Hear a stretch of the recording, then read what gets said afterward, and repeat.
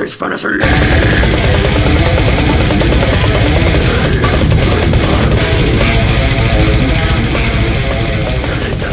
I'm Austin Spence. I play bass and vocals for Embryonic Devourment.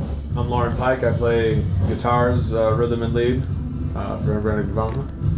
The new CD, Fear of Reality Exceeds Fantasy, pretty much just hit today. And we're real stoked to have it because the tour just started today, so we just got the CDs all in time.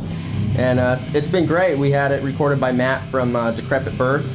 The sound is just amazing. We had it mastered by Colin Davis from Vile. And we're just totally pleased with it. The new label, Deep Send Records, is doing a really killer job putting it out. And it's going to be hitting stores.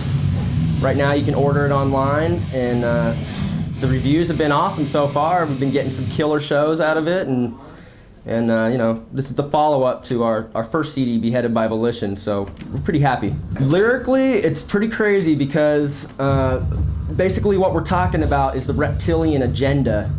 And what that is, it's a theory by a guy named David Icke, who basically believes that there's darker forces at hand that are controlling this country, basically the whole world, and have been controlling and manipulating forces of power pretty much since the beginning of time.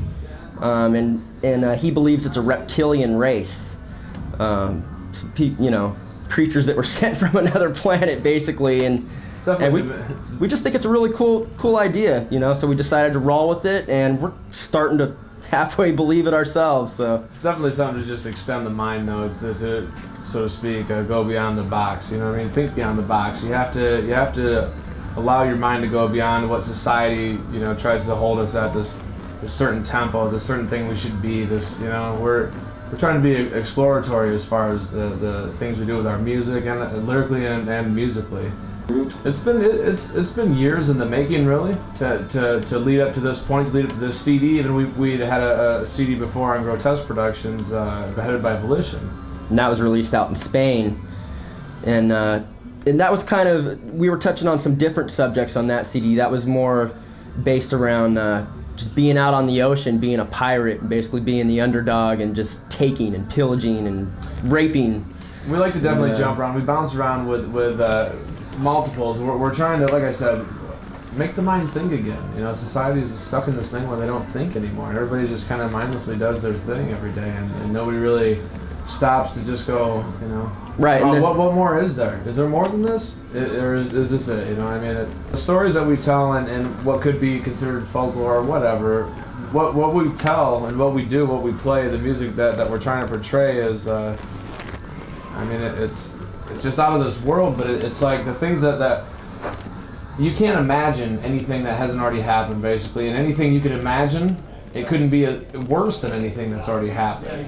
U.S. tour, we've done multiple different West Coast tours that we've played from basically Canada to Mexico, you know, and so we're just we're spanning out. We're trying to go out east and see what people think and just try to spread our word, you know. And touching up on that note a little bit. Playing Mexico was just insane. We played with this band down there called Asesino, which is Dino from Fear Factory, and totally cool guy. In fact, he came up to us and he was like, "Hey man, let me take a picture with you guys." And we're like, "What the fuck, man? It's Dino from Fear Factory," you know? It's really cool though, man. People really were great. cool place. We had a great time. It was a huge show. I mean, it was, you know.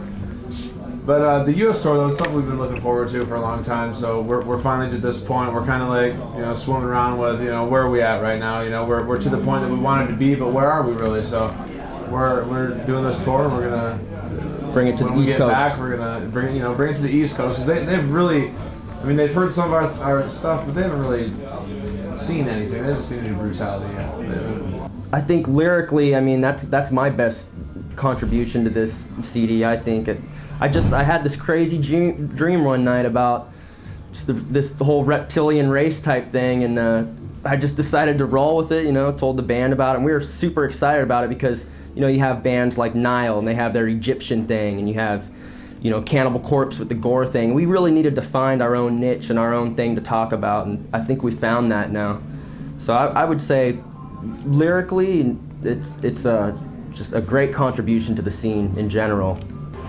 Man, there's been so many times when we just want to say, fuck it, you know, we're just, why are we doing this, you know, and And it just comes down to the love, really. It just comes down to, you know, just the love for the music. And everybody else is excited. It seems like when I'm not playing music, I'm just kind of aimlessly wandering around, like, you know, what is life for, you know? But then when I have my bass in my hand and I'm doing my thing, you know, it's, all of a sudden life has meaning. So. Well, how do you measure success? By money or by respect, or by just what you love? You know, so.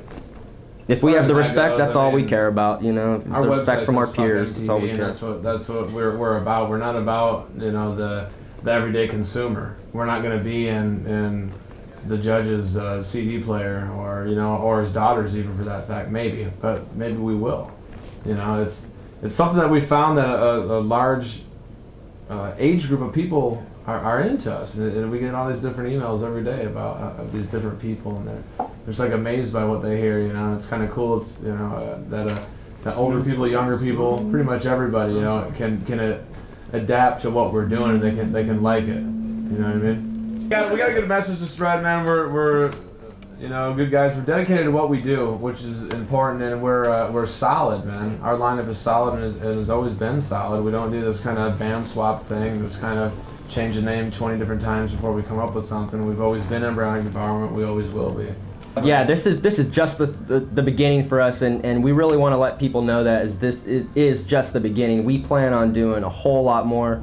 We plan on, you know, a lot of things for the future, man. A lot of things are coming up. I mean, Cannibal Corpse is a great example. We want to take this as far as we can go, and we think a band like Cannibal Corpse or Napalm Death is probably as far as you can really take death metal, as far as being known and you know, being exposed. And we want to keep going until it gets to that point. And I know that sounds crazy, you know, but we're not going to stop until we get there. There's not a person left in the crowd. You know what I mean?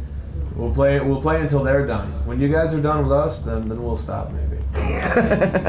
What's up? This is Austin from Embryonic Devourment, and you're watching Crippled and Broken.